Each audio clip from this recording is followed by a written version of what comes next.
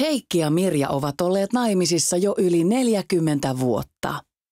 Yhdessä on menty elämän ylä- ja alamäet ja paljon on kokemuksia karttunut. Lapsia heille syntyi 3 ja nuorimmaista Mikkoa lukuun ottamatta kaikilla on jo omakin perhe. Lapsenlapset ovat isovanhemmille tärkeitä.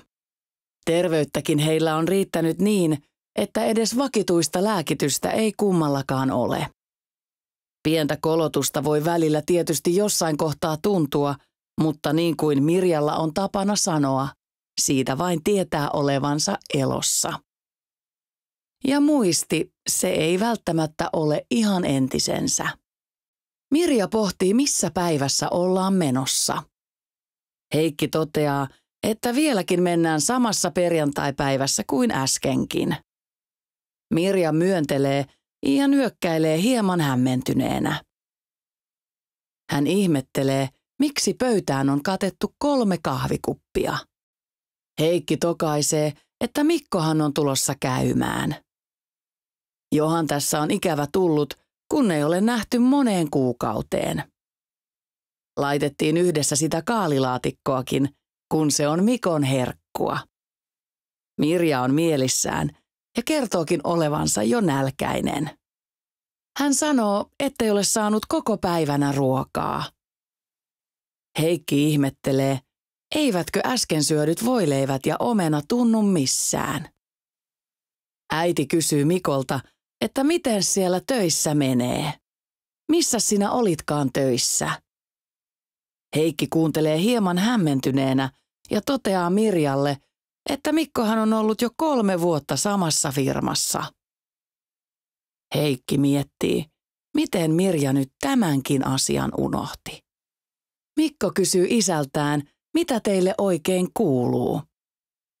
Mikon mielestä äiti on muuttunut, keskustelu äidin kanssa ei ole samanlaista kuin ennen. Hän kyselee samoja asioita toistuvasti, eivätkä vanhat vitsitkään enää naurata entiseen malliin. Äiti tuntuu olevan vähän omissa maailmoissaan. Isä vakuuttaa, että heillä on kaikki kunnossa. Äitiä joutuu kyllä muistuttamaan asioista, ja vanhat tutut kotityöt eivät välttämättä enää onnistukaan. Iät ja ajat meillä olleen pesukoneen nappulat tuntuvat menneen sekaisin, ja äidin parhaat valkoiset pitsilakanatkin ovat nykyään ihan muun värisiä. Mikko huolestuu. Hänestä asiat eivät kuulosta ihan vähäpätöisiltä. Mikon mielestä isä näyttää väsyneeltä. Isä kertoo, että yöt ovat olleet välillä vähän rikkonaisia. Äiti käy tiuhaan vessassa ja unen päästä kiinni saaminen on vaikeaa. Isä joutuu myöntämään, että ehkä äidin käytöksessä on tapahtunut muutoksia. Kodin arki tuntuu olevan kokonaan Heikin harteilla. Mikko ehdottaa isälleen, että äidin olisi hyvä mennä lääkäriin ja mielellään pian.